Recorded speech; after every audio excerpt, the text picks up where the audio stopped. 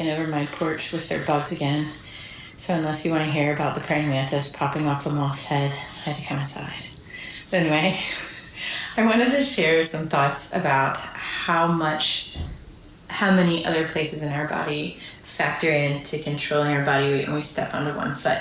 So when you get plantar fasciitis or heel pain or bone spurs or things like that people talk about in their heel, this pain that you get when you first put your foot on the floor, usually it's located right here, and usually people talk about it as though the pronation of the foot or the calf flexibility is the biggest issue, and those are really big issues. But when those initial solutions don't work, there are a lot of other things to consider. So when you step onto your foot, your pelvic floor should also engage to help you create more stability that's necessary to go from standing on the other foot to this one. I realized my feet weren't in the video in the last one. Okay, so you need your pelvic floor to engage as you step onto that foot to help you create more stability. But you also need other muscles to help you move your center of mass over this hip, over your foot, for you to be balanced on that foot.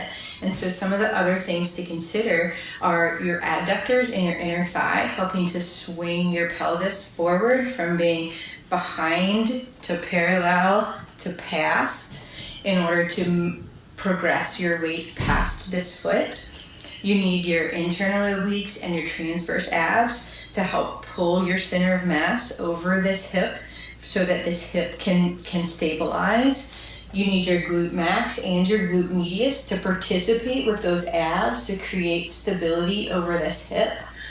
You need your external obliques to pull from the other side, to pull across your body to help you. Okay, and that last piece was you need your external obliques on the other side to engage to create this diagonal connection that again helps you to center your body weight over that foot so that your hip can be stable to hold you on one leg to make it to the next leg. And so all of these things play a factor in how much your foot rolls in when you walk.